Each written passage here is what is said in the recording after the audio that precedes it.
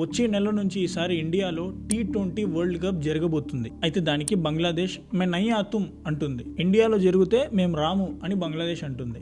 ఎందుకు ఇలా అంటుంది అని చూస్తే ఈ మధ్య కాలంలో బంగ్లాదేశ్ లో మైనార్టీల మీద దాడులు జరిగాయి. ఈ విషయాన్ని ఇండియా చాలా తీవ్రంగా ఖండించింది కూడా. తద్వారా ఈ ఇష్యూ మీద ఇండియాకి మరియు బంగ్లాదేశ్ కి రిలేషన్స్ అనేవి కొన్ని వీకెన్ అయినాయి. ఇదంతా మనసులో పెట్టుకున్న బంగ్లాదేశ్ ఇప్పుడు వస్తున్న T20 వరల్డ్ కప్ ని మాత్రం బైకాట్ చేయాలని డిసైడ్ అయిపోయింది. అంటుంది ఇండియా ఈజ్ నాట్ సేఫ్. ఇండియాలో మా ప్లేయర్స్ వచ్చి గేమ్ ఆడాలంటే అంత సేఫ్ కాదు, అందుకే మేము రాము అని అంటుంది.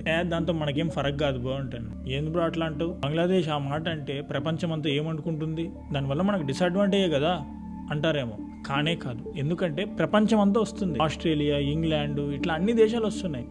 అగ్రరాజ్యం అనే యూఎస్ఏనే వస్తుంది. అలాంటి పెద్ద దేశాలు వచ్చినప్పుడు గేమ్ ఆడుతున్నప్పుడు వీళ్ళకేం ప్రాబ్లం వచ్చిందంట. బంగ్లాదేశ్ ఇలా చేసి ప్రపంచానికి ఇండియా పొజిషన్ ఏందో చూపిద్దాం అనుకుంటుంది. కానీ దీనివల్ల లాస్ అయ్యేది ఎవరు తెలుసా? బంగ్లాదేశ్కి నార్మల్గా వచ్చే క్రికెట్ రెవెన్యూలో 60% రెవెన్యూ దీని ద్వారా పడిపోతుంది. T20 వరల్డ్ కప్ అనేది ఎంత ప్రెస్టీజియస్ అందరికీ తెలుసు. దాంట్లో ఆడుకుంటే బ్రాడ్కాస్ట్ రెవెన్యూ పడిపోతుంది. అంతేకాదు స్పాన్సర్షిప్లో రావు. నార్మల్గా ఐసీసీ ప్రతి క్రికెట్ బోర్డుకి సంవత్సరానికి చెల్లించే డబ్బు కూడా ఈసారి చెల్లించదు. ఇంకా ఐసీసీ ఏమనుకుంటుందంటే ఇలా చేయడం ద్వారా మా టైం వేస్ట్ చేస్తున్నారు, అందుచేత వచ్చేసారి నుంచి ముందుగానే కట్ చేద్దాం అనుకుంటుంది.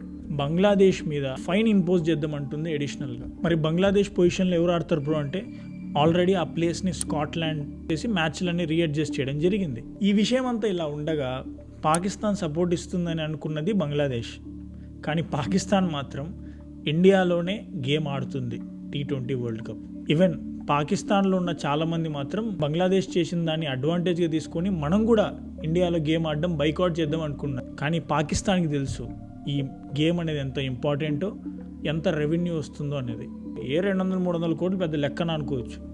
ఆ దేశంకి లెక్కనే, ఆ దేశంకి ఇంపార్టెంటే, మనకు కాదు. ఏది ఏమైనా బ్రో, స్పోర్ట్స్ని పాలిటిక్స్లోకి లాగడం కరెక్ట్ కాదు.